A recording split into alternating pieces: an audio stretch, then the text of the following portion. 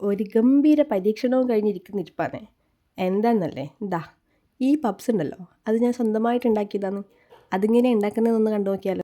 മൈദപ്പൊടിയിലോട്ട് കുറച്ച് ഉപ്പും വെളിച്ചെണ്ണയും ആവശ്യത്തിന് വെള്ളം ഒഴിച്ച് കുഴച്ച് വെക്കും. ഒരു 2 മണിക്കൂർ ഈ സാധനത്തിനൊന്ന് റെസ്റ്റിന് വെച്ച ശേഷം പിന്നെ നല്ലതുപോലെ പരത്തി ഇതേപോലെ മടക്കാക്കി എടുക്കുക. ശേഷം വേറൊരു പാനിലോട്ട് കുറച്ച് വെളിച്ചെണ്ണ ഒഴിച്ച് ഉള്ളി നല്ലതുപോലെ വാട്ടിയെടുക്കും. കൂടെ തന്നെ നമുക്ക് ഇഞ്ചി വെളുത്തുള്ളിയും കൂടി ചതച്ചത് ചേർത്ത് കൊടുക്കാം. പിന്നീട് ആവശ്യത്തിനുള്ള ഉപ്പ്, മുളക് പൊടി, മഞ്ഞൾപ്പൊടി, പിന്നെ കുറച്ച് എരിവിന് വേണ്ടിയിട്ട് കുരുമുളക് പൊടിയും കൂടി ചേർത്ത് നല്ലതുപോലെ ഇളക്കിയെടുക്കാം. അവസാനമായി കുറച്ച് കറിവേപ്പിലയും കൂടി ചേർത്ത് കഴിഞ്ഞാൽ ഈ പപ്സിൻ്റെ മസാല ഇവിടെ റെഡി ആയിട്ടുണ്ട്. ഇനി നേരത്തെ നമ്മൾ മടക്കിയെടുത്ത് വെച്ചത് പരത്തി ഇതേപോലെ ആക്കി വെച്ചിട്ടുണ്ട്.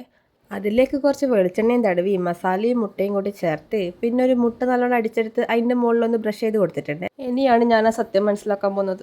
ഞാൻ നേരത്തെ ചവിട്ടിക്കുത്തി കുഴച്ചെടുത്ത ആ പപ്സിൻ്റെ ഷീറ്റ് ഉണ്ടല്ലോ, അതെന്നെ ചെറുതായി ചതിച്ചിട്ടുണ്ട്. ഈ പപ്സ് എടുത്ത് കയ്യിൽ പിടിച്ചപ്പോൾ തന്നെ ഒരു കല്ലെടുത്ത് കയ്യിൽ പിടിച്ച ഫീലായിരുന്നു എനിക്ക്. പിന്നെ ഞാൻ തന്നെ ഉണ്ടാക്കിയതായതുകൊണ്ട് കുറ്റം പറയാനൊന്നും പറ്റില്ലല്ലോ എന്ന് കരുതി തിന്നു നോക്കി. ആ പപ്സിൻ്റെ ഷീറ്റ് ഉണ്ടാക്കിയതിൽ എവിടെയോ എന്തോ ഒരു മിസ്റ്റേക്ക് പറ്റി. എന്നാലും തിന്നാൻ ടേസ്റ്റൊക്കെ ഉണ്ടായിരുന്നേ. എന്നാൽ പിന്നെ ഇന്നത്തെ പരീക്ഷണം ഇവിടെ നിർത്തേ. ടാറ്റാ.